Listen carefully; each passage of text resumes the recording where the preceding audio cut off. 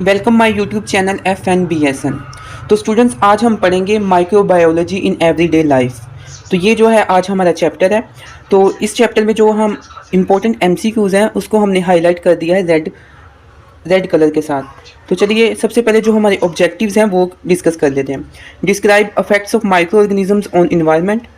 अभी जो हमारे पास माइक्रो ऑर्गेनिजम्स हैं उनका क्या अफेक्ट है इन्वायरमेंट के ऊपर, ये पढ़ेंगे। इसके अलावा जो list some safety measures to control water and food borne disease. अभी वाटर और फूड बॉर्न जो डिजीज़ है हमारे पास, उनको ओवरकम करने के लिए, कम करने के लिए कौन सी ऐसी सेफ्टी मेजर्स हैं उनके बारे में पढ़ेंगे। Differentiate between food infection and food poisoning. अभी फूड इन्फेक्शन क्या होता है और फूड पॉइजनिंग क्या होता है, इसमें हम डिफ्रेंशिएट करेंगे। तो नेक्स्ट में चलते हैं। नेक्स्ट में हमारे पास क्या डेफिनेशन है वो है माइक्रोबल इकोलॉजी। अभी माइक्रोबल इकोलॉजी क्या होती है? माइक्रोबल इकोलॉजी हमारे पास ये होती है कि जो माइक्रो ऑर्गेनिजम्स होते हैं ना, इनका रिलेशनशिप होता है बायोटिक के साथ और एबायोटिक इन्वायरमेंट के साथ। अभी बायोटिक इन्वायरमेंट क्या होता है और एबायोटिक इन्वायरमेंट क्या होता है? बायोटिक इन्वायरमेंट वो होता है जो लिविंग थिंग्स हमारे पास होती हैं, ठीक है, और एबायोटिक जो नॉन लिविंग थिंग्स हमारे पास होती हैं इन्वायरमेंट में। तो यहाँ पे लिखा हुआ है interrelationship between microorganisms and their biotic and abiotic environment. सही है। तो ये माइक्रोबल इकोलॉजी की डेफिनेशन थी। तो MCQs के लिए इंपॉर्टेंट है। जो हमने चीज़ें हाईलाइट की हुई हैं रेड कलर से, तो वो इंपॉर्टेंट चीज़ें हैं। नेक्स्ट में हमारे पास इंटरेक्शन जो है वो क्या है?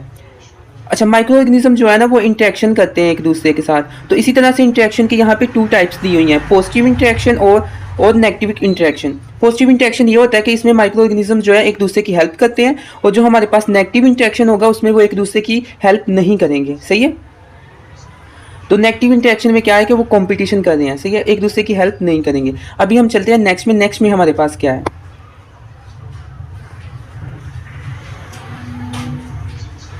तो जो नेक्स्ट में interaction between diverse microbial population.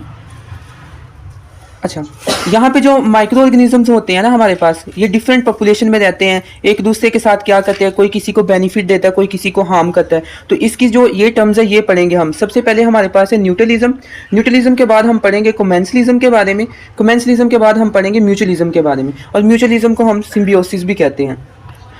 अभी न्यूट्रलिज्म हमारे पास क्या है? न्यूट्रलिज्म हमारे पास ये होता है, इसमें जो माइक्रो ऑर्गेनिजम्स होते हैं ना, ये आपस में इंटरेक्शंस नहीं करते। इसकी डेफिनेशन क्या है न्यूट्रलिज्म की? Lack of interaction between 2 microbial population. ये एक दूसरे से इंटरेक्शन नहीं करते क्योंकि इनकी जो पॉपुलेशन होती है वो डिफरेंट होती है एक दूसरे से। इसी तरह से इनका जो रोल्स होता है, ओवरलैपिंग रोल्स माइक्रोब्स, इनके जो रोल्स होते हैं वो डिफरेंट होते हैं। इनकी जो मतलब कि फूड होता है वो डिफरेंट होता है। और ये जो है मोस्टली न्यूट्रलिज्म जो रहते हैं वो मेराइन हैबिटेट में रहते हैं, ठीक है। तो ये आपने याद रख लेना है। जो मतलब कि मोस्ट इंपॉर्टेंट पॉइंट है वो हमने रेड कलर से हाईलाइट कर दिए हैं। तो न्यूट्रलिज्म की डेफिनेशन जो है वो इंपॉर्टेंट है MCQs में आने के लिए। तो अभी हम नेक्स्ट में चलते हैं। नेक्स्ट में हमारे पास क्या है? नेक्स्ट में हमारे पास है कोमेंसलिज्म। अभी कोमेंसलिज्म क्या होता है? कोमेंसलिज्म के बारे में हमने पढ़ना है। तो जो कोमेंसलिज्म हमारे पास ये होती है, one population benefits while other remains unaffected. अच्छा, इसकी एग्जांपल ये है कोर्निबैक्टीरियम स्पीशीज़। कोर्निबैक्टीरियम स्पीशीज़ जो है वो हमारी बॉडी में रहता है, ह्यूमन की स्किन पे रहता है। कोर्निबैक्टीरियम क्या करता है कि हमारा जो स्किन पे सीबम होता है या ऑयल होता है या स्वेट होता है, उधर से क्या करता है कि ये अपनी खुराक खाता है, सही है, वो इसकी उधर से खुराक लेता है, लेकिन ये हमें कोई नुकसान नहीं पहुंचाता। कोर्निबैक्टीरियम स्पीशीज़। तो यही कोमेंसलिज्म की यही एग्जांपल है। कोमेंसलिज्म भी जो है वो सी से स्टार्ट होता है और कोर्निबैक्टीरियम जो है वो भी सी से स्टार्ट होता है। तो ये इसकी एग्जांपल है। कोमेंसलिज्म जो है वो भी सी से स्टार्ट होता है और जो कोर्निबैक्टीरियम है वो भी सी से स्टार्ट होता है। तो ये इसकी एग्जांपल है। मतलब कि देखें, one population benefits while other remains unaffected. मतलब इसको तो फ़ायदा हो रहा है। ये जो है ह्यूमन का जो स्किन है वहाँ से क्या कर रहा है कि स्वेट ग्लैंड है उधर, तो वहाँ से क्या कर रहा है कि अपनी खुराक ले रहा है, लेकिन हमें ये क्या कर रहा है, हमें ये नुकसान भी नहीं पहुँचा रहा। तो इसी तरह से ये क्या है, ये कोमेंसलिज्म है। नेक्स्ट में चलते हैं। नेक्स्ट में हमारे पास क्या है?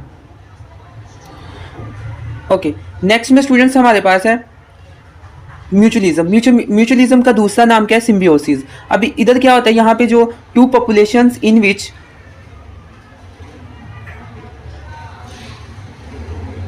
म्यूचुअलिज्म सिम्बियोसिस, इसमें क्या होता है, two populations in which both partner benefit. यहाँ पे दोनों जो पार्टनर होंगे उनको क्या होगा? बेनिफिट होगा दोनों को। तो इसको सिम्बियोसिस भी कहते हैं। अब देखते हैं इसकी जो फॉर एग्जांपल है, स्ट्रेप्टोकोकस फैकुलस है एंड ई कोलाई है। ये कहाँ पे रहते हैं? गैस्ट्रोइंटेस्टाइनल ट्रैक्ट में रहते हैं। अब ये क्या करते हैं? ये दोनों पार्टनर होते हैं, एक दूसरे को फायदा देते हैं। अब फायदा किस तरह से देते हैं? पहले आपने जो है ना स्ट्रेप्टोकोकस फैकुलस और ई कोलाई जो है वो म्यूचुअलिज्म के लिए याद रख लेना है कि ये इसकी एग्जाम्पल है। सबसे पहले जो डेफिनेशन है वो बहुत इंपॉर्टेंट है एमसीक्यूज में आने के लिए। अगर डेफिनेशन नहीं आती तो जो है एग्जाम्पल भी आ सकती है। इसी तरह से अब हम देखते हैं कि ये किस तरह से एक दूसरे को फायदा देते हैं। अच्छा, जो एस फैकुलस होता है ना वो कन्वर्ट करता है आर्जिनिन को किस में? ओरिएंटाइन में। ओरेंटाइन में कन्वर्ट करता है और जो ई कोलाई है ओरेंटाइन को यूज करके क्या बना देता है? प्यूटरेसीन बना देता है। अब जो प्यूटरेसीन होती है इनके पास वो प्रोड्यूस होती है और अब प्यूटरेसीन को क्या करेंगे? दोनों खाएंगे, सही है। दोनों मिलके क्या करेंगे? पार्टी करेंगे, सही है। तो ये एक दूसरे को क्या करे? बेनिफिट दे रहे हैं, सही है। तो ये था क्या था? म्यूचुअलिज्म था, मतलब कि दोनों जो पार्टनर है वो फायदे में रहेंगे। तो mutualism is also called symbiosis. अच्छा, मोस्टली जो एमसीक्यूज यहाँ से स्टूडेंट के गलत होते हैं कि म्यूचुअलिज्म को सिम्बियोसिस भी कहते हैं, ठीक है। हो सकता है आपको एमसीक्यूज में वो म्यूचुअलिज्म नहीं दे, सिम्बियोसिस दे। तो ये काइंडली आपने रिमेंबर रखना है। अभी नेक्स्ट में चलते हैं। नेक्स्ट में हमारे पास क्या है? नेक्स्ट में हमारे पास है एंटागोनिज्म। अच्छा, एंटागोनिज्म आपने सिंपली याद रखना है, ये क्या है? वॉर है, जंग है, सही है। अब यहाँ पे इनकी माइक्रो ऑर्गेनिज्म की क्या है कि जंग स्टार्ट होने वाली है। एंटागोनिज्म क्या है कि ये वॉर है। अब इसमें क्या है? एंटागोनिज्म की जो डेफिनेशन है इंपॉर्टेंट है, ये हम जो है वो पढ़ लेते हैं।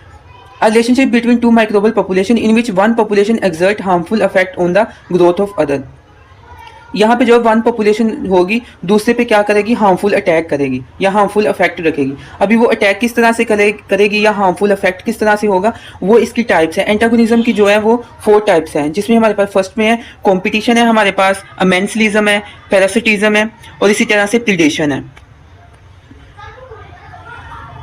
अच्छा, तो इनको जो है हमने कैप के नाम से याद रखना है, लेकिन कैप के जो स्पेलिंग होते हैं CAP होता है, लेकिन यहाँ पे जो है वो PP है। तो ये है एंटागोनिज्म की, ये क्लासीफाई किया गया 4 टाइप्स में। तो ये आपने याद रख लेना है। अभी नेक्स्ट में चलते हैं। नेक्स्ट में हमारे पास क्या है?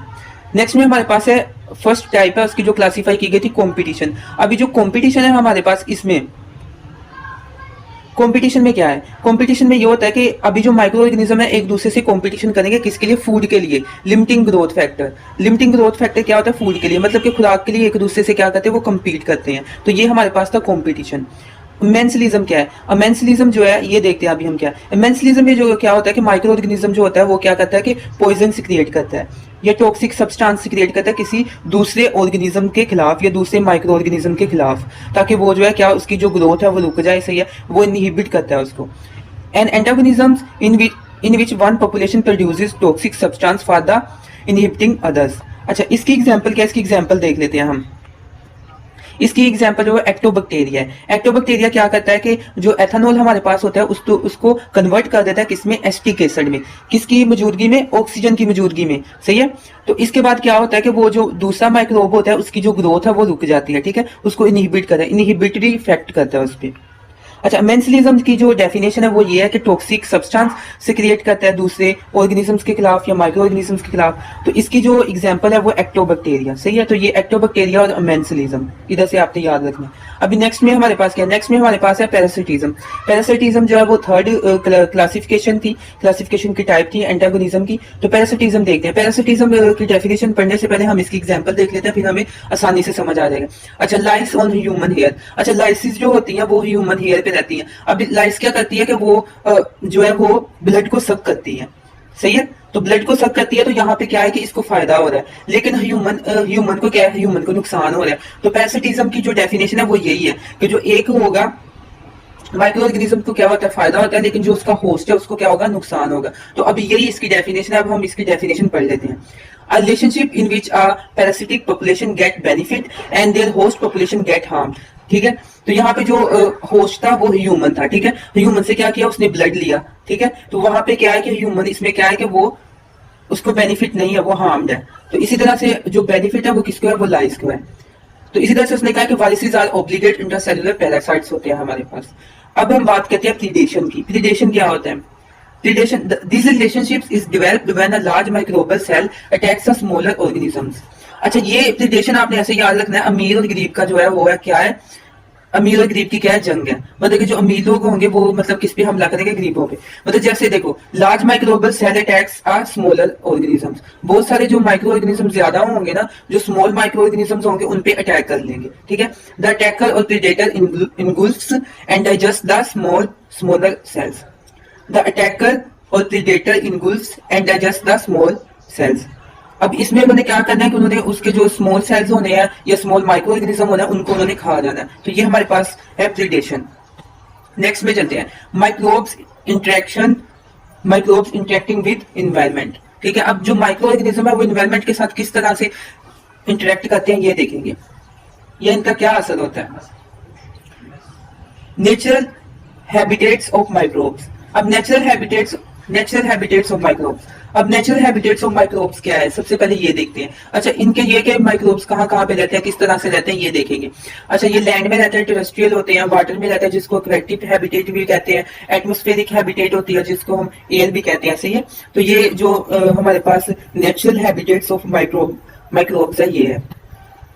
अब sources of micro organisms in atmosphere. अभी जो माइक्रो ऑर्गेनिजम्स है वो एटमॉस्फेयर में कहां से आते हैं ये देखेंगे, ठीक है। तो सबसे पहले जो microbes enter into the atmosphere from different sources and then either die or transferred to other environment. The main source of microbes in air is earth surface, सही है। तो माइक्रोब्स का जो मेन सोर्स है वो क्या है, अर्थ सरफेस है, एयर में, कि वो हवा में किस लिए होते हैं, उसका मेन सोर्स क्या है, वो अर्थ सरफेस है। यहाँ पे हमारे पास डस्ट पार्टिकल्स भी है, सही है, सरफेस वाटर रिजर्वायर भी है, ओपन सीवेज भी है और रेस्पिरेटरी ड्रॉपलेट्स ऑफ ह्यूमंस भी है। Influence of microbes on atmosphere. अभी यहाँ पे क्या है कि माइक्रोब्स जो है इनके एडवांटेज क्या है और डिसएडवांटेज क्या है। अच्छा, माइक्रोब्स के पॉजिटिव इफेक्ट भी होते हैं और नेगेटिव इफेक्ट भी होता है। जो नेगेटिव इफेक्ट है उनको हमने रेड कलर से हाईलाइट कर दिया, बाकी को हमने दूसरे कलर से क्या कर दिया, हाईलाइट कर दिया। अभी हम देखेंगे microbe come from soil and influence atmosphere by metabolic activities. अच्छा, अभी इनका पॉजिटिव इफेक्ट देख लेते हैं। Decrease the concentration of airborne pollutants in the atmosphere. अभी ये क्या करते हैं, जो एयरबोर्न पोल्यूटेंट्स होती हैं उनको एटमॉस्फेयर में कम कर देते हैं। मतलब फॉर एग्जांपल हमारे पास methane, hydrogen, carbon monoxide and benzene होती है। तो माइक्रो ऑर्गेनिजम्स क्या करती है कि एयरबोर्न पोल्यूटेंट्स को कम, उनकी कंसंट्रेशन को कम कर देती है।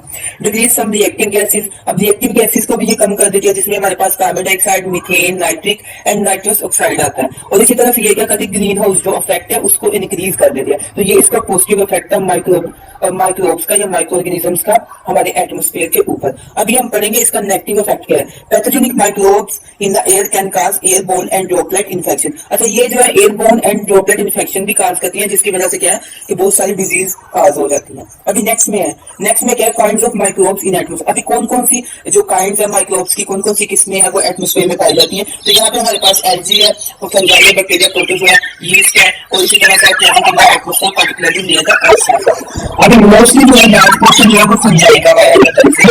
इसी तरह से दूसरे भी माइक्रो ऑर्गेनिजम्स का नाम लिखा हुआ है। Microbes in water. अच्छा, जो माइक्रोब्स है वो वाटर में पाए जाते हैं। वाटर में कौन कौन से पाए जाते हैं ये लिखा हुआ है। For example microbes and their activities in fresh and brown water, fish, सीवीज और ड्रिंकिंग वाटर। तो यहाँ पे क्या है, grow depends on the amount of available mineral nutrients and absorbed oxygen. अब माइक्रोब्स की जो ग्रोथ है वो डिपेंड करती है कि उस वाटर में कितनी ऑक्सीजन है, कितनी न्यूट्रिएंट्स है। अब कंटामिनेशन ऑफ वाटर के बारे में पढ़ेंगे। कंटामिनेशन ऑफ वाटर जो है वो किस तरह से कंटामिनेट होता है।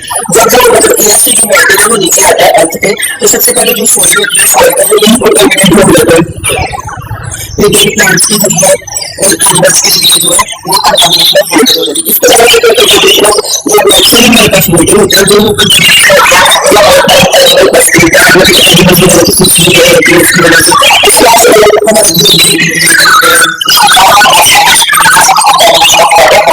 तो जो हमने बताया नेटवर्क